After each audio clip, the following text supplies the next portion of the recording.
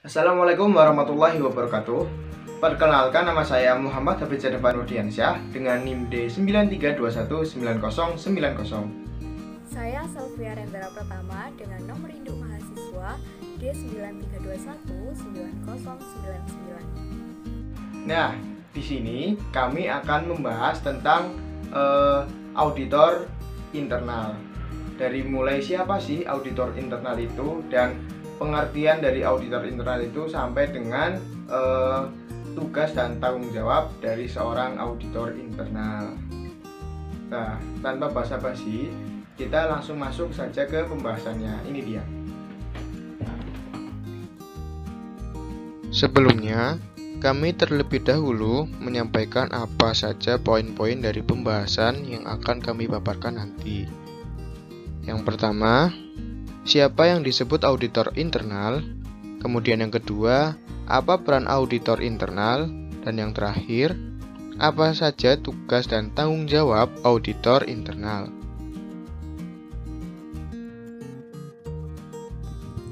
Yang pertama yaitu siapa yang disebut auditor internal.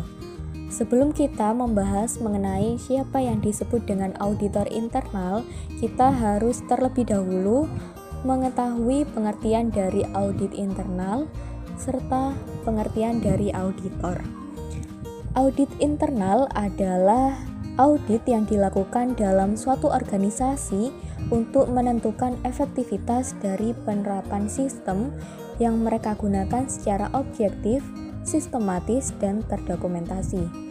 Sedangkan auditor adalah seseorang yang memiliki kualifikasi dan menjalankan kegiatan auditing sesuai dengan standar yang ditentukan. Jadi dapat kita ambil kesimpulan bahwa auditor internal adalah seseorang yang berkualifikasi dan menjalankan kegiatan auditing dalam organisasi untuk menentukan efektivitas sesuai penerapan sistem yang digunakan secara objektif, sistematis, dan terdokumentasi. Yang kedua yaitu mengenai peran auditor internal. Auditor internal memiliki 3 peran. Yang pertama yaitu peran sebagai pengawas mata atau watchdog, peran sebagai konsultan, dan peran sebagai katalis. Yang pertama yaitu peran sebagai pengawas mata atau watchdog. Peran ini meliputi aktivitas inspeksi, observasi, perhitungan, pengujian transaksi yang bertujuan untuk memastikan ketaatan proses pengelolaan pada lembaga pendidikan terhadap ketentuan, peraturan, atau kebijakan yang telah ditetapkan. Yang kedua yaitu peran auditor sebagai konsultan. Peran ini diharapkan dapat memberikan manfaat berupa nasihat dalam pengelolaan alokasi sumber daya di lembaga pendidikan sehingga dapat membantu pihak manajemen lembaga pendidikan. Dan yang ketiga yaitu peran auditor sebagai katalis.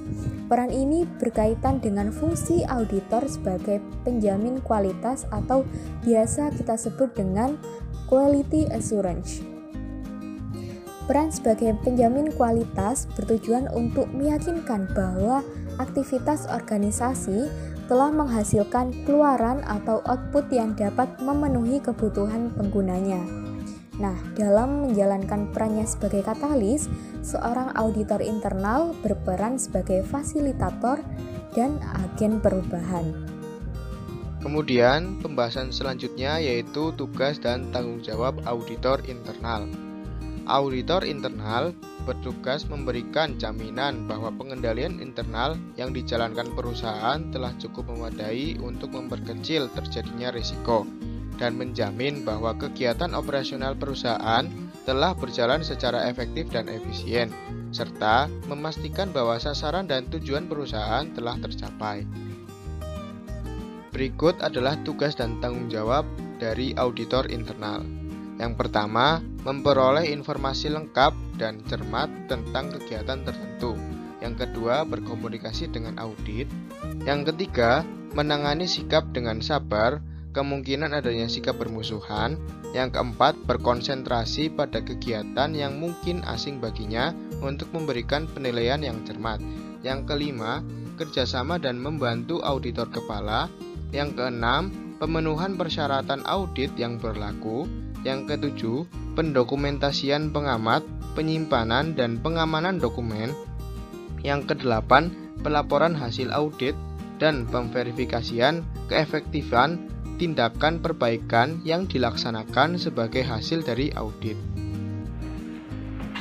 Nah, itu tadi penjelasan auditor internal dari kami. Kurang lebihnya kami mohon maaf. Cukup sekian, semoga bermanfaat. Assalamualaikum warahmatullahi wabarakatuh.